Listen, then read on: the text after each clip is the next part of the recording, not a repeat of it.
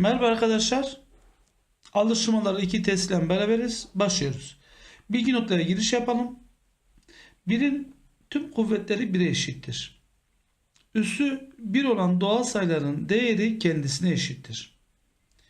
0'ın tüm sayma sayı kuvvetleri 0'a eşittir. Yalnız burada 0 üzeri 0 belirsiz bir durumdur arkadaşlar. Uyarı yapalım. Çarpma işleminde sembolü yerine nokta sembolü kullanılabilir. Ki genelde noktayı kullanacağız arkadaşlar çarpma yerine. Örneğin 9 çarpı 2 yerine biz bu sembol yerine noktayı kullanacağız. Bu da 9 çarpı 2 demektir. Tamam mı arkadaşlar? Uyarımızı da yapalım. 2 üzeri 3 arkadaşlar bu 3 tane 2'nin yan yana çarpımı demektir. Doğrusu burada bakın. 1, 2, 3 tane 2'yi yan yana çarpıyorsa cevap 8. Bunu sakın şey yapmayın. 2 çarpı 3 6 yazmayın. Bu yanlıştır arkadaşlar. Bakın belirtmiş. Bu yanlış. Bu doğru olan. Şimdi alıştırmalarımıza geçmeden önce çözümlü örneklerimize bakalım. 255 arkadaşlar. 5 tane 2'yi yan yana yaz ve çarp demektir. 2 çarpı 2 4 çarpı 2 8 çarpı 2 16 çarpı 2 32. 1 üzeri 7 1'in tüm kuvvetleri 1'e eşittir arkadaşlar. 0'ın 0 dışındaki tüm kuvvetleri 0'a eşittir. Sayının sıfırıncı kuvveti 1'e eşittir demiştik zaten. Buradaki örneğe bakalım. 3'ün karesi 2 tane 3'ü yan yana çarp demektir. 9 olur. 5'in küpü yani bu da 3 tane 5'i yan yana yaz ve çarp demektir. 5 çarpı 5 25 çarpı 5 125. Sayının birinci kuvveti kendisine eşittir. Diğerine yazdık arkadaşlar. Şimdi alıştırmaları çözelim beraber. Aşağıda verilen üssü niceliklerin değerlerini bulunuz. 2 tane 3'ü yan yana yaz ve çarp demektir bu 9. 3 tane 2'yi yan yana yaz ve çarp demektir. 2 çarpı 2 4 çarpı 2 8 arkadaşlar. 1'in tüm kuvvetleri 1'di. 0'ın 0 dışındaki kuvvetleri 0'dı arkadaşlar. Sayının sıfırıncı kuvveti 1'di. Gözükmedi galiba size. Sayının sıfırıncı kuvveti 1'di.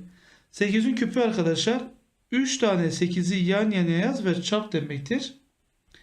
8 çarpı 8 64.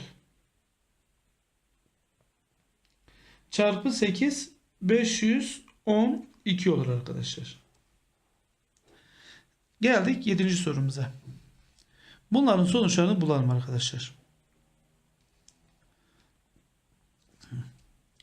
9'un karesi. Bu nedir arkadaşlar 9'un karesi? Burada bir boş alanda yazayım bunları. 9'un karesi 9 çarpı 9 demek arkadaşlar. Bu da 81. 3 üzeri 4. 4 tane 3'ü yan yana yaz ve çarp demektir arkadaşlar. 3 çarpı 3 9 çarpı 3 27 çarpı 3 81 olur arkadaşlar. 81'in birinci kuvveti 81'di. Şimdi yazıyorum. 9'un karesi yerine 81. 3'ün dördüncü kuvveti yerine 81. Eksi 81 üzeri 1 81 arkadaşlar. Bakın bunlar gitti. 81 eksi 81 birbirini götürdü 0 oldu. Sadece ne kaldı burada? 81 oldu arkadaşlar. Geldik 8. sorumuza. Burada arkadaşlar 12'nin karesi demek nedir arkadaşlar? Yazalım yan yana. 12'nin karesi demek 2 tane 12'yi yan yana yaz ve çarp demektir. 12 çarpı 12 144. 7'nin karesi demek arkadaşlar 2 tane 7'yi yan yana yaz ve çarp demektir. 7 çarpı 7 49. 0'ın 0 dışındaki kuvveti 0'da arkadaşlar. Şimdi yazıyoruz. 12'nin karesi 144. Eksi 7'nin karesi 49 artı 0'ın 6. kuvveti 0.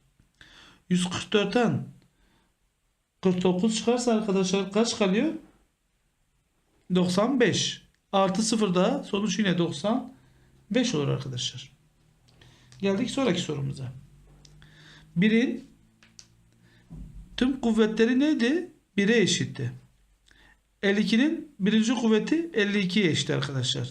Sayının sıfırıncı kuvveti 1'e eşitti. Toplamamışı bunlar arkadaşlar. 1, 52 daha 53. 1 daha 54 olur arkadaşlar. Geldik son sorumuza. Arkadaşlar bakın burada parantez sıfırıncı kuvvet var. Yani siz buradaki işlemi yapacağınıza bu işlemin sayının sıfırıncı kuvveti kaça eşitti? 1'e eşitti. Buradaki sayıları hesaplamanıza bile gerek yok arkadaşlar. Bizi Atal Hoca linkiyle Twitter'dan, Facebook'tan, Tumblr'dan, Instagram'dan, Google'dan takip edebilirsiniz. Ayrıca Atal Hoca YouTube kanalımıza abone olarak videolarımızı beğenip, yorum yapıp ve paylaşarak bize yeni aboneler kazandırmak için desteklerinizi bekliyoruz. Teşekkür ettik. İyi günler.